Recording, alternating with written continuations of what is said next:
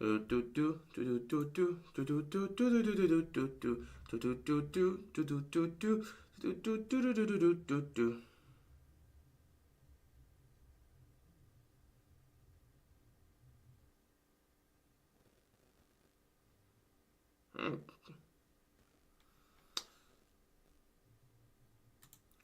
right, let me set up what I need to set up.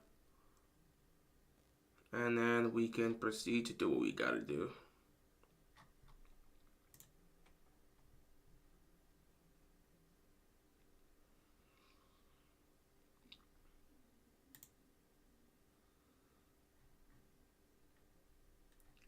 Yeah, I'll probably just go with this instead.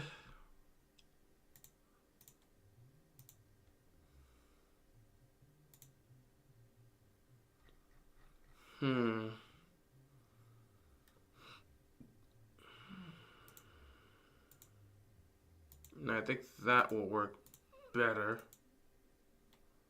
Yep, that'll work better. Ooh, I completely forgot to put that on the... Okay. Yeah, let me finish this up. And then I'm gonna go... I'm gonna do what I gotta go do here.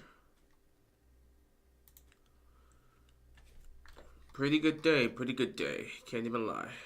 Pretty good day.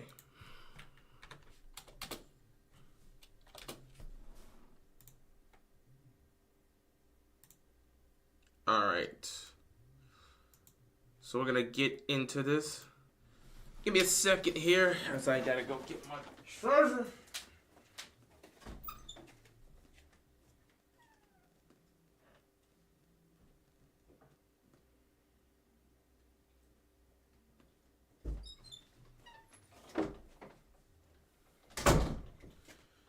Okay, we are ready to go. Alright, what's going on, everybody? Hope you guys are enjoying your day on this pretty chill Monday for the most part. Monday Night Football seems to be pretty good. Unfortunately, I was unable to stream and I was busy doing something at the time. But heading into the fourth quarter, it's a 15-point game. The Seahawks are driving, and they're in Lions territory. I think they're actually in field goal range. They might actually be in the red zone, too. So they're trying to make it a one-score game again. I think the other game between Miami and Tennessee basically went to hell. That was pathetic. It's pretty much coming to an end there, I know. So it's going to be a tough loss for the Dolphins. They may be done. Dolphins may be done because Tua's not coming back for at least a few weeks. A few weeks minimum. So we don't even know what's going to happen with the Dolphins. This might be it for them this season, which is unfortunate for them. But that's just how the cookie crumbles. Meanwhile, with Seattle and Detroit, they're in a banger right now, and they're trying to get it done. Yeah, they are. They are. They're not quite in the red zone, but they're close to the red zone. Either way, Ravens flock, what's going on? Hope you guys are doing well. This is the Week 4 therapy session. Now, of course, when your team wins and they dominate the way the Ravens dominate, you'd be, sitting here thinking, well, there's no need for a therapy session. Isn't therapy only for bad things, to just talk about your issues and your problems in life? Well, not necessarily. Therapy's supposed to be, therapeutic. It's supposed to be healing. It's supposed to be healthy. You can talk about the good and the bad. This is the time for you to open up. So you can talk about the good and the bad. Even with the dominating win, like we saw yesterday against the Bills. Oh, that's a touchdown for Seattle. Oh, we got a Monday Night Classic. Seattle scoring again. Okay, 35-26. We'll see what happens there. But, yeah. People would just make the assumption that, speaking of which, I got a stress ball here. This is kind of the theme for the Ravens therapy session. I should have pulled this out early. It's always been on the table, but it is what it is. Anyway, yeah, even though the Ravens dominated the Bills, there's some aspects that you would want to talk about that you kind of wish would still be resolved. But at the same time, they dominated the Bills. So this is a positive thing to talk about. We could talk about the good with the bad. We could talk about what we loved, what we didn't love, what we want to see more, what we want to see less of. That's what the therapy session is here. Now for me, I'm going to get my thoughts out and then I'm going to leave it up to you guys to speak whatever you want to speak. That's just how it is for the most part. So let's talk about the positives because I think the therapy session needs to be led by the positives. Man, if there was any week where we needed this team to put it together, this was the week for them to put it together. And they did. They did. It's not perfect, but they put it together. I think the Ravens, it took them what, 3 weeks, nearly 3 weeks to figure out just how to utilize Derrick Henry. But it seems like the Ravens have finally figured out how to utilize Derrick Henry. We were saying this way back in week 1. When we were watching how the Ravens were utilizing him against the Chiefs, we were like, that's not how you utilize Derrick Henry. And then in week 2, we're watching them start to try to utilize Derrick Henry the right way, but then they don't give him the ball in the fourth quarter. And it was frustrating us. Last week, they finally utilized Derrick Henry the way he was supposed to be utilized against the Cowboys. And then this Sunday, they continued to show that they now understand how to properly utilize Derrick Henry. Again, running 12 personnel, you put him in that I formation, and you let him loose. You could either have Lamar handle the ball off the pistol, or you have him handle the ball under center. No matter what, you've got to work to the strengths of Derrick Henry. And 2 weeks in, we're watching the Ravens finally work to the strengths of Derrick Henry. And because of that, the running game is finally looking like the running game we expected to see with Derrick Henry. Against the Cowboys, 151 rushing yards. Against the Bills, 191 rushing yards. Derrick Henry is actually balling out right now. And because of these last 2 performances, Derrick Henry is now leading the league in rushing. I have the stats right here. Derrick Henry so far through 4 games of football, 80 carries, 480 rushing yards, 5 touchdowns. That's the rushing touchdowns is tied for first in the league, and the rushing yards is first in the league. So Derrick Henry is just doing an amazing job. He's exactly as advertised, and anybody that was questioning Derrick Henry, you deserve honestly, you deserve 2 slaps, and you owe that man an apology. When people were coming here through the first 2 weeks trying to say, yo, Derrick Henry's washed. We should have never got Derrick Henry. I didn't like the Derrick Henry signing. When we tried to explain to you that Derrick Henry was not being utilized the right way and the offensive line wasn't doing their job, y'all tried to say he's washed because he's 30. Oh, running backs get old. When they get to 30, they're essentially done. We keep pretending like there's not outliers. And Derrick Henry has clearly showcased he's an outlier. Why would you just assume Derrick Henry was going to fall off the face of the earth in 6 months? He was the second leading rusher in football last year. Number 1 was McCaffrey. Number 2 was Henry. And he was doing that behind a bad offensive line in Tennessee.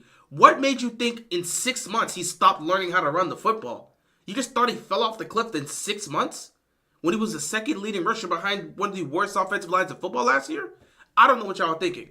So through the first 2 weeks, the offensive line was doing so poorly that every time Derrick Henry was handed the ball, there were 2 defenders in the backfield to stop him. You're not going to do anything like that. But some of y'all didn't want to admit that, you were wrong about that. You didn't want to admit that you were wrong about it. You didn't want to hold the offensive line accountable and say they're the reason. You just wanted to say Derrick Henry was washed. That was dumb. Anybody that thought Derrick Henry was washed, that was dumb. Derrick Henry is clearly one of those guys that is looking to follow in the footsteps of an Adrian Peterson.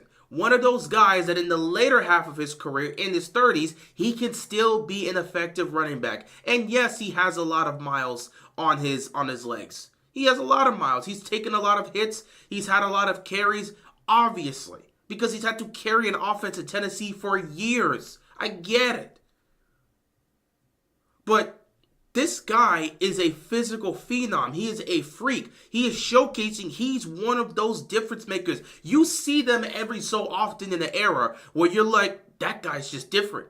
And as he continues to age, he'll still find a way to be great and be effective. That's what Derrick Henry is. So for y'all to just assume Henry was going to fall off the face of the earth in 6 months and just ignore the fact that the Ravens were not utilizing him the way he should be utilized, and the offensive line was doing a poor job, that's just bad on you. That shows you're an overreactive fan and you don't sit back and honestly take a look at the game and understand what it takes to really be effective in a football game.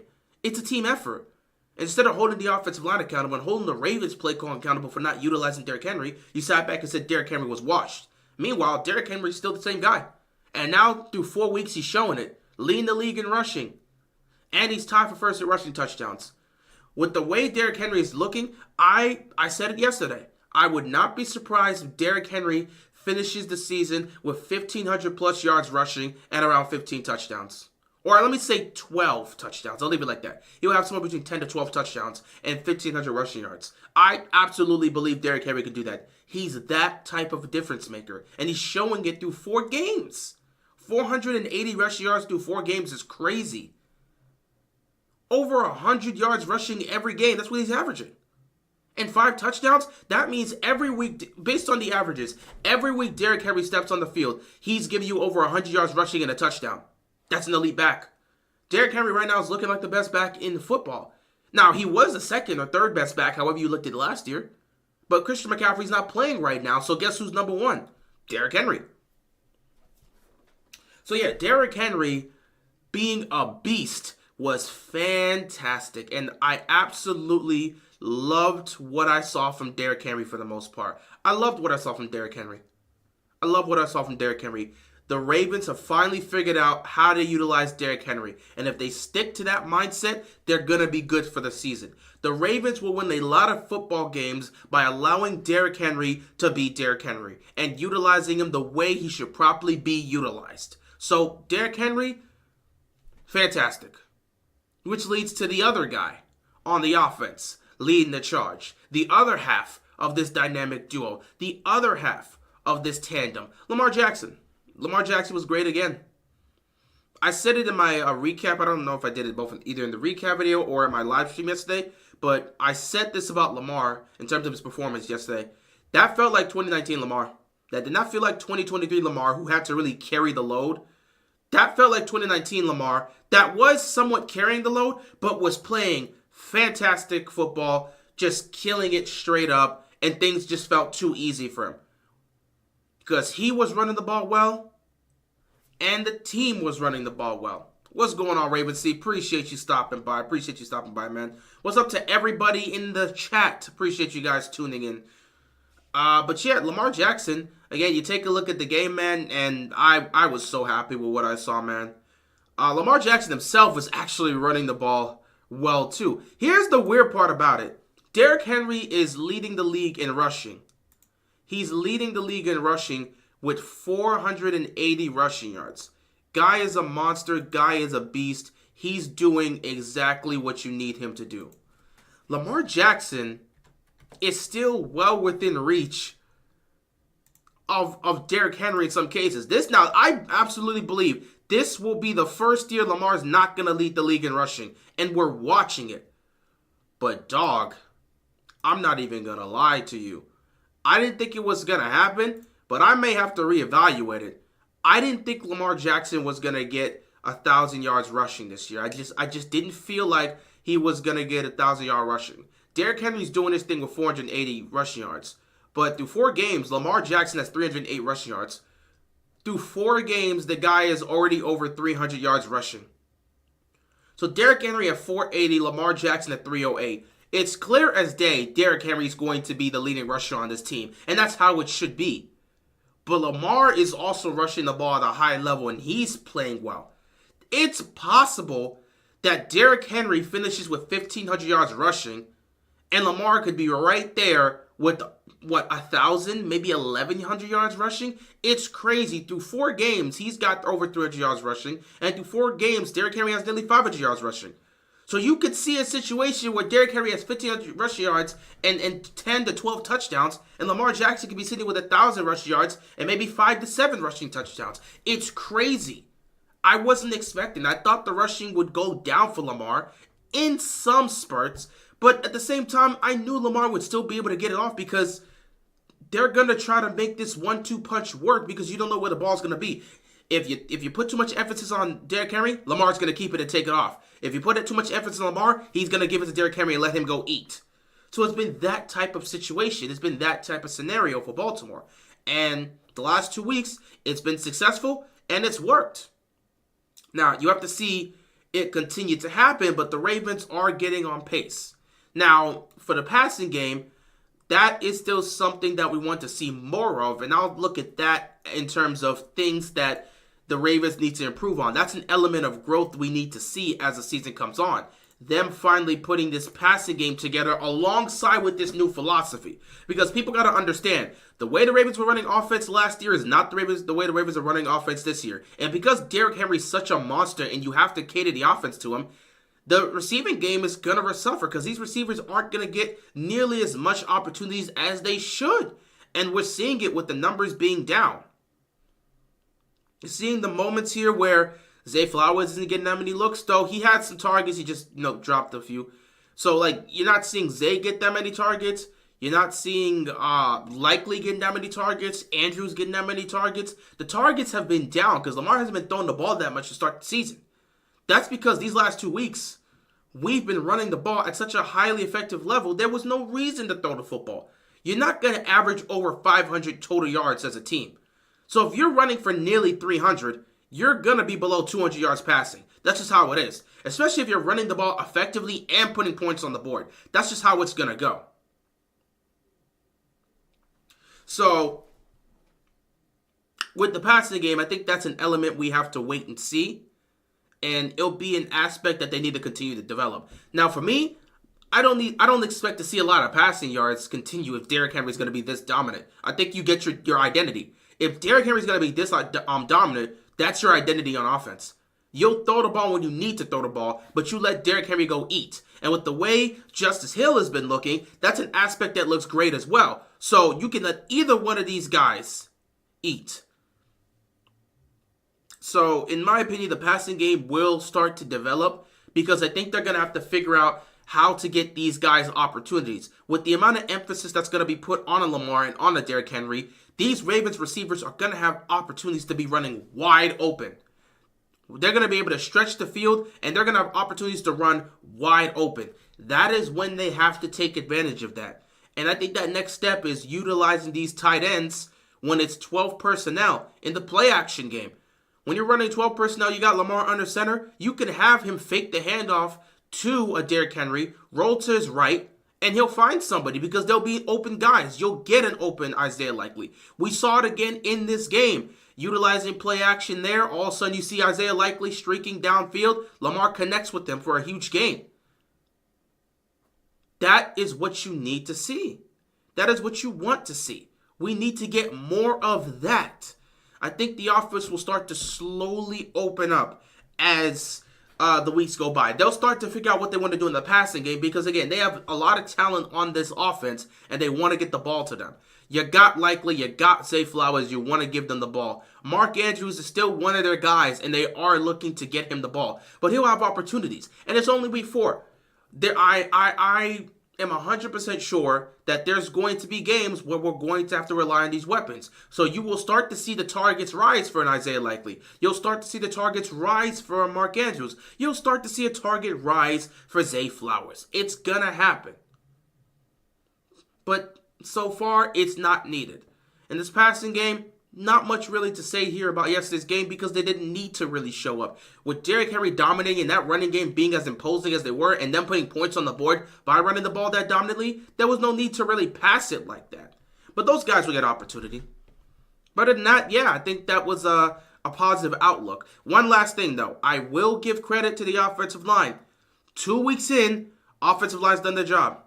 2 weeks in, offensive lines look nice.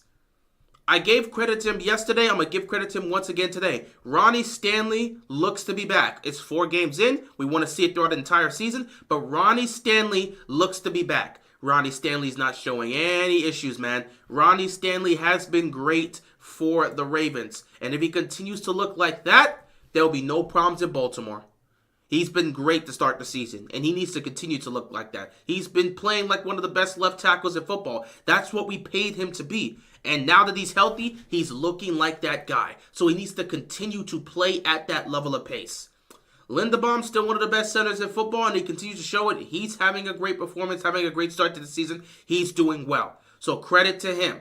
Credit to Patrick McCarry that came in, that actually switched towards the other side and became the left guard because Andrew Voorhees was hurt. McCarry switches over to left guard. He does a good job there. He's solid. He's great. He really does his job. Shout out to him. He played well. Shout out to Roger Rosengard. He got his start in this game, and he thrived. He did great. He did a great job in pass protection, which is what he does. But he also did a really great job blocking in the run game because run blocking's actually been an issue for Rosengard. That's a big part of why he hasn't been on the field as the starting right tackle because he wasn't doing a good job blocking.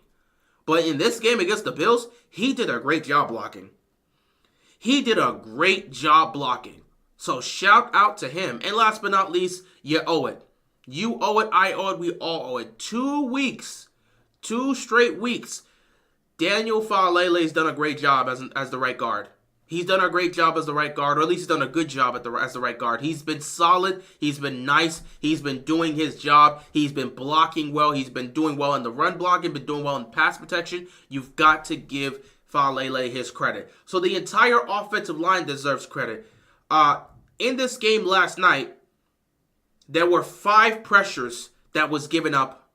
5 pressures that was given up in this game. Not a single one of those pressures was attributed to the offensive line. So the offensive line gave up 0 sacks and 0 pressures. The offensive line gave up 0 sacks and 0 pressures. Credit to them. Shout out to the offensive line. Other than that, shout out to Justice Hill. If I haven't already said it, he did his thing. He's showcasing why they gave him that 2-year extension, and he absolutely deserves it. His development since he's gotten here in 2019 has been fantastic, and I love to see what he's doing. Man, the Seattle defense cannot stop the Lions, and Jared Goff is probably having the best game as a Lion. He is destroying the Seahawks right now. But, yeah, offense did their thing. Offense did their thing. But in a game like this, you needed the defense to come alongside them. And boy, did they come alongside them. The defense in this game, that was the best defensive performance they had all year. The defense was getting crucified. They were getting crushed. They were getting criticized. They were getting laughed at. The defense was playing so poor, and people were taking shots at Zachary Orr. You've got to give credit where credit is due. You've got to give credit where credit is due. We talked about this being one of the worst pass defenses in football. They showed up and locked up the passing game. Josh Allen never felt comfortable. He tried to get something going downfield, and the only thing he got going downfield was on a crazy play where he's falling back out of bounds and throwing the ball to an open Shakir that went out of bounds, snuck behind the defense, reestablished himself, and was open down the field. So shout out to the defense for doing their job. Nate Wiggins had a great game. It's just the rookie's got to work on his hands because he should have had 2 interceptions. He dropped both of them. Rookie's got to work on his hands. Marlon Humphrey is playing at a Pro Bowl level. However you guys feel about it, Marlon Humphrey through 4 games is playing at a Pro Bowl level. He's been great. He has been great. Got to give him credit. I know people have been getting on his case because of the podcasts, but guy's been playing great this season. Y'all just wanted to blame him because things weren't working as a defense. And it wasn't his fault. It's not like he was giving up big plays, but Marlon has been doing his job. And I think the biggest aspect that has to deal with Marlon playing well is because they've been playing him in the slot. We know it. Marlon is at his best when he's playing in the slot. They have to play him inside. Marlon does not do well outside on a consistent basis. Doesn't mean he can't work outside. It's just when Marlon Humphrey's working at that slot corner position, he's locking everything up. When he plays outside, he'll get beat. There's times where he'll get beat. There are times where Marlon Humphrey will get beat when he's covering outside. But when he's inside as that slot corner, nothing's getting past him. Nothing's getting past him. And because he's been playing a lot inside, he's been balling out this year. He's playing at a Pro Bowl level. Got to give the man his credit. He had a great game. Like I said, Wiggins had a great game. Brandon Stevens, he had a good game as well. But I have to say this about Brandon Stevens. He's got to turn his head around. He was doing it last year, which is why he wasn't really getting called on these plays. And it was also a big part of why he wasn't giving up a lot of big plays. But dog, Brandon Stevens has got to turn his head around. I'm watching Brandon Stevens go one-on-one with the team's best receiver. And I'm watching him keep up with the team's best receiver. He's going toe-to-toe with the best receiver on the opposing side. And he's right there with him. But what's causing him to get beat at times is the fact that he's not turning around. On one aspect, it would lead to the pass interference calls happening. But at the same time, it will also lead to him not making a play himself. Him not turning around is causing him to not be able to bat that ball down. Because there's times where he could potentially make a play for the football and try to get a pick. But because he's not turning around, he's just dealing with whatever he's got to deal with. Guys are beating him over the top because he's not getting his head turned around to locate the ball. If he turns around to locate the ball, he will be fine. That's really the only criticism I have for him. It was something that he had a habit for early on in his career. It was something that he had fixed last year and started to get his head turned around. And now this year, he's back to those old ways. He's keeping up with the best receivers in the game, but he's got to get his head turned around.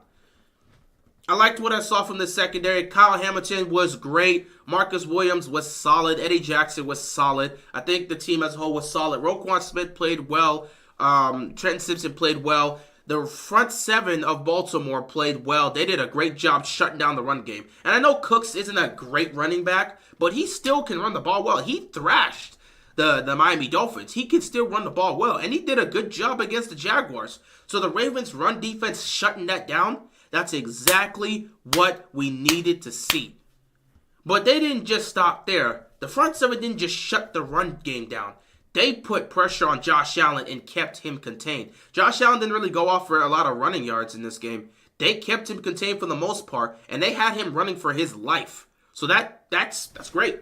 That's great to see. They were able to pressure him, and they were able to get a couple sacks off of him, including a strip sack, which leads me to Kyle Van Noy, who's playing out of his mind. Over these last 3 weeks, he's been the best pass rusher in football. 6 sacks in 3 games. He's been the best pass rusher in football. You can argue that over these last 3 weeks. He has been a monster. He's getting back there. I'm so glad we brought back Kyle Van Noy because the dude is balling out and he looks fantastic. Oh, he looks great. Adafe always still making noise too, which is great. He got a sack in this game. He's got 3.5 sacks on the season in 4 games. That's good for him. I want to continue to see him get that. He had 5 sacks last year throughout the entire season. He has 3.5 sacks through the first 4 weeks. I think he can get close to getting 8, somewhere between 8 to 10 sacks on this season. I think that's going to be good for Adafe. If he can give you that, that's good. Matabike was solid. He was playing really well. Travis Jones was doing his thing. I think he's the one that actually leveled Josh Allen on that fumble, on that strip fumble. But yeah, the defense did their job, man. The defense did their job. They tormented Josh Allen, and shout out to them. So I'm glad to see the defense played well. But at the same time, I'm not going to crown them as officially back yet. I will not crown the Ravens defense as officially back yet because for as great as they played against the Bills, and the Bills offense has been rolling and they've been playing well. As great as they've played, you look at their offense, you look at the talent they have at receiver, who's the guy? There's no star guy there. So credit to them for making stops. Credit to them for shutting them down. But I do not fully believe the secondary has checked off all the marks they need to check off. I think they're going to have an opportunity to do that this week because you're going up against Cincinnati and you know for a fact they've got star talent. You know for a fact they've got star talent. It's one thing when you're going up against Coleman and Shakir. It's another thing when you're going up against Jamar Chase and T. Higgins. So we're going to find out what this secondary is about. We're going to find out because I watched last season. I watched them go up against Jamar Chase and slow him down to not shut him out. I watched him go up against T. Higgins and slow him down, if not shut him out. I know what last year's defense did against Cincinnati. I need to see what this year's defense is going to do against Cincinnati. And that's ultimately going to be a big difference maker. That's going to be a big difference maker to me.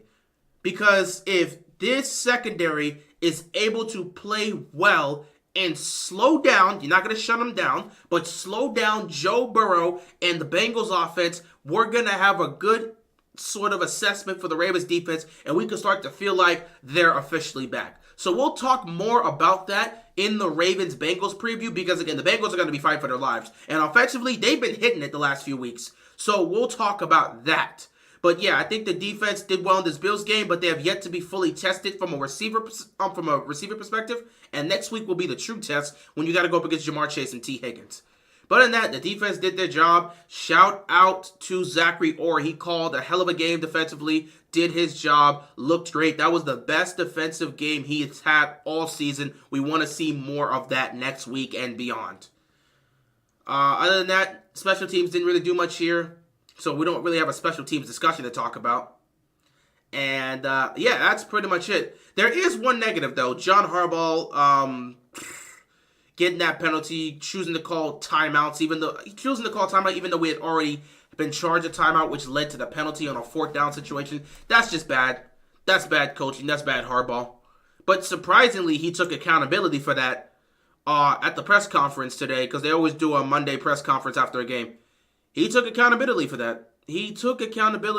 Which shocked a lot of people because they just thought he was just going to throw it to the side and just say it was a situation that happened, it's fine. But he took accountability for that. He said it was on him. It's something he can't do, and it's something he's going to be, regretting 10 years down the road. Him being a bit exaggerating. Him being a bit over-exaggerated because that's what he was. But, he took accountability, so I got to give him credit for that. But other than that, yeah, there's not much really to speak on here. The best part of a great dominant win is that the therapy session can be short. Because we just wanted to talk about some of the good. We got to talk about some of the good. And that's really all that matters. So pretty much for me, that's it. The good. Ravens run game. Looking great. Ravens finally utilizing Derrick Henry the way he is. Looking good. The offensive line, 2 straight games. Look nice. Looking good. The Ravens' run defense still playing at a high level and their pass rushing is still being dominant and getting to quarterbacks. Looking good from this game. The secondary shutting down Josh Allen in the passing game. There was a lot of good. The only real bad you can look at is the penalties, which I feel like the penalties need to get cleaned up. No question, the penalties need to get cleaned up. No question. The penalties need to be cleaned up. We don't want any more penalties like this. Wasn't as bad as the last 2 weeks, but we still had 8 penalties in this game. Gotta clean it up. Let's drop that to 3 or 4. If we could drop that to 3 or 4 a game, we'll live with it. I mean, I would love to have a game where there's no penalties, but we've got to work towards slowly dropping it. That just needs to be done for the most part. But, yeah, that's the aspect.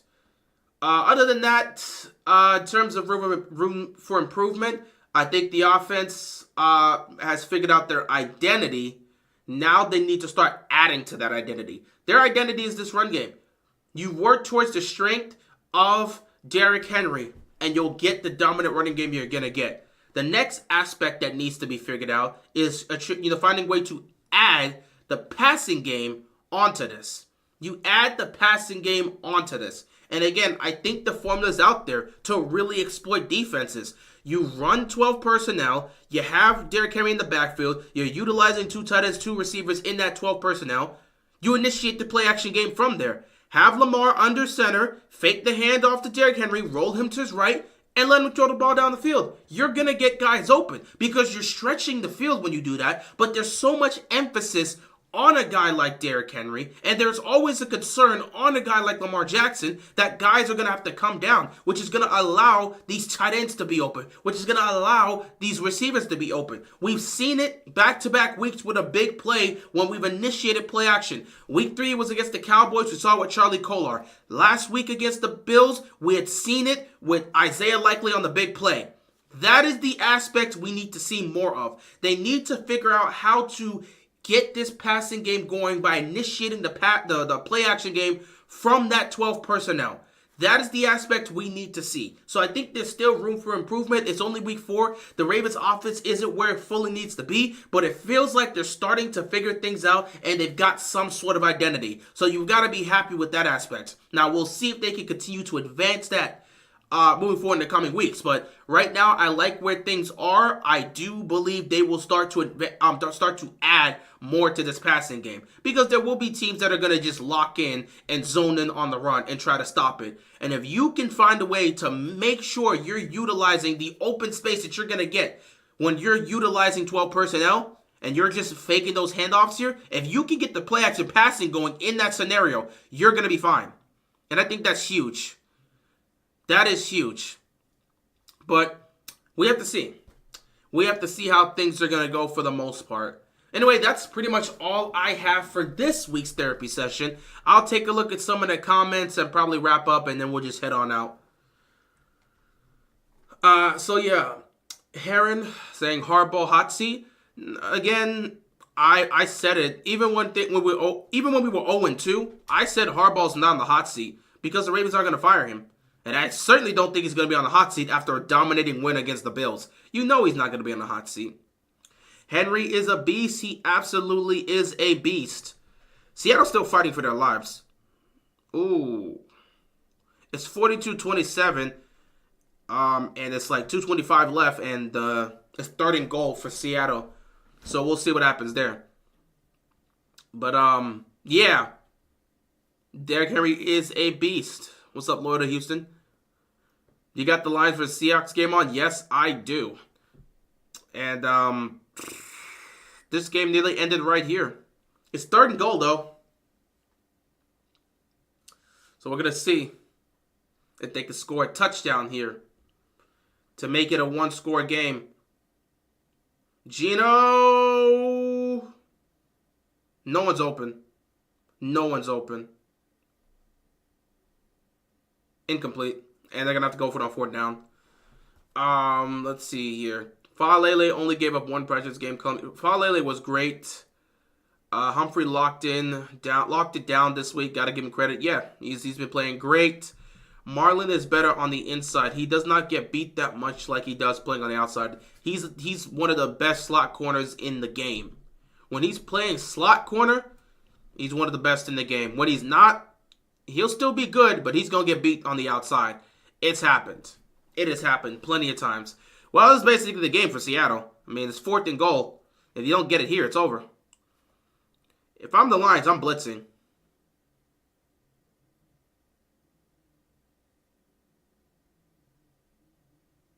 Yeah, that's game. That's game. Seahawks done. Lions dominated. It is over. Lions going to get the win. Seahawks, they're going to suffer their first loss of the season. Marcus Williams is still trash, though, in my opinion. Marcus Williams played. He was solid. I don't think he was great or anything special. No one really tested him like that, but he was good. I don't think he was trash, though, but he was good. That game told us the Buffalo Bills are total frauds. I'm not making that assumption based off of one game. I know everyone's so quick to just give fraud watch on a team whenever they get beat like this, but it's week 4. I'm not willing to make that assessment. The Bills have not been blown out that badly in 3 years. That was the first time they'd gotten blown out that poor. That like they've never. It's been 3 years since they've lost the game by 6+ points. It's the first time that's happened in 3 years. So it was a bad loss. You take it on the chin and you move on. But I'm not gonna label the Bills as frauds because they had a bad game. It happens. They got blown out. It happens. You move on. It's too early in the season to label them frauds. Dolphins Super Bowl is crazy. That 10 years comment was sarcastic. Yeah, it did feel sarcastic. We have to get the passing game straight, too. We've got plenty of time to work on the passing game. I absolutely believe they can get it going. And for the most part, what I'm looking for in that aspect is for them to incorporate the play-action passing game into this utilization of 12 personnel. That works best for Derrick Henry because that's going to stretch the field and that's going to open up so many lanes for these receivers to be able to go eat. And we'll see if the Ravens look to do that. They're getting some success in the play-action passing early on. They're getting some success early on in the play-action passing. It just comes down to whether or not it just comes down to whether or not they get it going, or whether or not they choose to utilize the play action passing and get more reps and opportunities there. So we'll see. We will see. So what? Lamar is Burrow's daddy, 4-1, and Brandon Stevens held Chase under 100 yards last season in both games combined. Y'all be fine, trust me. Well, I mean, we expect to be able to match up well and be fine with them, but you can't just utilize the past to say, well, because you've beaten them in the past, you're going to beat them on Sunday. No, every season is different. Every game is separate and individual. You know, just because we've beaten them in the past does not mean we will beat them next Sunday. It doesn't work like that. And with the way the Bengals are playing, especially with this being desperation mode, we're going to get the very best of Cincinnati. And if we're not ready and prepared, we can lose that game. So I would not sit back and say, yeah, we're fine because Lamar's 4-1 against Burrow and Chase got held to under 100 yards against Brandon Stevens. It's going to be a tough game. We got to be prepared for it. Is it possible to have a game with no penalties nowadays? Yeah, there's been games where no penalties have been suffered, but it's not as common as you see nowadays because at least one penalty is going to push through at some point in the game. Dolphins are cooked. Yeah, I mean, without Tua, they're done. Without Tua, they are very well done. Dolphins need therapy is funny. John Harbaugh and this passive-aggressive sarcasm. That's just how John Harbaugh is. It is what it is. Yeah, Seattle's going to fall to 3-1. So that's going to leave two undefeated teams. Kansas City and Minnesota. Because the Steelers were undefeated, they lost. The Bills were undefeated, they lost. And now Seattle's undefeated, they lost. I'm very interested in seeing how long it's going to take before there's no more undefeated teams. We're 4 weeks in, and we've officially completed 4 weeks of football, and there's only two undefeated teams left. At some point, we'll see the Dolphins, Jesus. At some point, we'll see the Vikings lose. At some point, we'll see the Chiefs lose. So we'll see. Yeah, Bills, Steelers, and Seahawks suffered their first loss of the week going 3-1, while Vikings and Chiefs continue to stay unbeaten. We'll see how long that lasts, though. Also, how worried were you when the offense came out flat the first couple of drives after the half? I pretty much have the same mindset throughout a game. I'm not surprised if the Ravens dominate, but I'm not surprised if they blow the lead. So I wouldn't sit back and say I was necessarily worried. I was just sitting back and waiting to see what happens. I was sitting back to honestly wait and see how things were going to go. So I wasn't too worried, but that's just because I don't have any, expectations that the Ravens are going to maintain a lead because they've been so poor doing that. But I have no expectations of them constantly blowing leads. It was kind of just, all right, let's just wait and see how this goes. Oh, snap. Never mind. The Seahawks got a safety. It's 42-29, and technically, the game's not over. You get the ball here. I think they still have 2 timeouts. They get the ball here, 2 timeouts left. If they could go get a quick score, they're still going to have some small level of chance to try to take this game. So it's not technically over yet, but it's damn near over. There's a possibility the Lions blow this, but I don't think they can. We're under 2 minutes now. There's no way they're blowing this.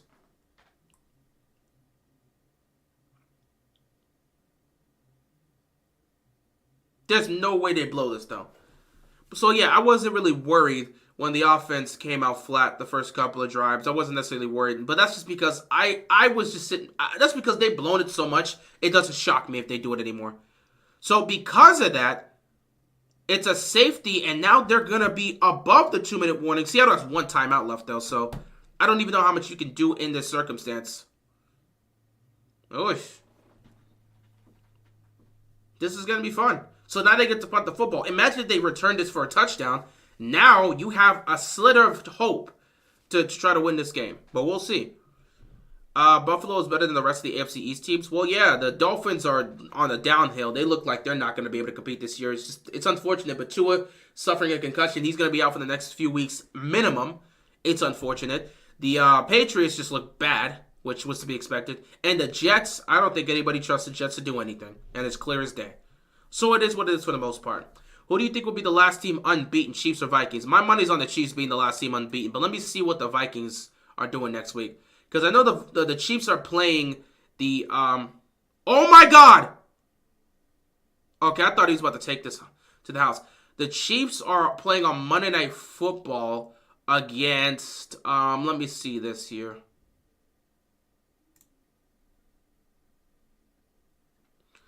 Yeah, Chiefs play Monday Night Football. Let me go to week 5. Monday Night Football against, not Monday Night. Yeah, Monday Night Football against New Orleans. Chiefs play Monday Night Football against New Orleans. Meanwhile, Minnesota plays the Jets.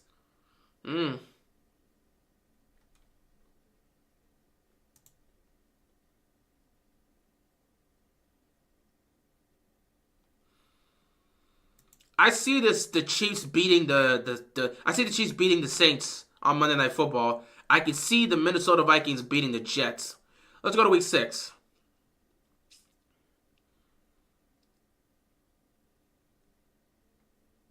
The Chiefs have a bye week next week? No, week 6 is their bye week? Let me see. Yeah, their bye week is... Oh, wow. Kansas City and Minnesota have the same bye week. Kansas City and Minnesota both have the same bye week in week 6. So we won't be able to have that. So assume they're both undefeated heading into the bye week. We go into week 7 now. Kansas City will take on San Francisco. And Minnesota's got Detroit. That's it right there. That's it right there. Week 7 will determine it. Week 7 will determine it. I think the Chiefs and the Vikings get a win. Week 5. Week 6. Week 6. They go into the bye week. Week 7. Chiefs versus the Niners. And Vikings versus the Lions. That's going to determine how this is going to go. And it's very possible both teams lose, and that's the end of the undefeated streak for both squads. I can see the Niners beating the Chiefs. I can see the Vikings losing to the Lions. So I think that's going to determine it. If there's going to be a loss from one of these two undefeated teams, it's week 7. So that's pretty much how it's going to be. They got New Orleans next week. Yes, they do. Chiefs will lose to the Niners. Niners revenge game. Well, we'll see. We'll see. But anyway, guys, quick therapy session. Didn't want it to be too long. Didn't need to be too long. We're going to end it here. We said what we needed to say. It's time to move on from that game. As week 4 wraps up with Monday Night Football coming to an end, it's now time to move on and focus on the Cincinnati Bengals. We're going to Cincinnati for a must-win game for Cincinnati. It's not a must-win game for Baltimore. It's a must-win game for Cincinnati. They dropped to 1-4. Their season is potentially done. So, must-win game for Cincinnati. Everything on the line for them. They know it. We know it. We're going to have a chance to do something great. If we can beat the Bengals, we can potentially bury their season. And on Sunday Night Football, the Steelers play the Cowboys. If they lose to the Cowboys and the Ravens beat the Bengals, Ravens after 5 weeks will be first in the AFC North with a 3-2 record. How much should I bet for the Eagles coach to get fired this season? I'm not putting any money on that. But it is possible. It is possible, though. But I'm not putting any money on that. So, yeah, we'll see.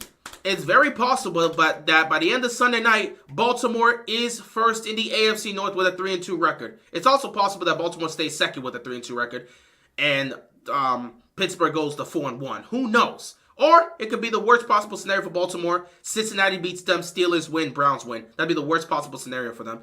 But we'll see what happens. Anyway, guys, appreciate you pulling up for the therapy session. We're going to end it here. I'm going to let you guys enjoy the rest of your night. And I will see you later on when we talk about the Cincinnati Bengals. How does Doug Peterson still have a job? I don't know. The Jags are 0-4. I don't know.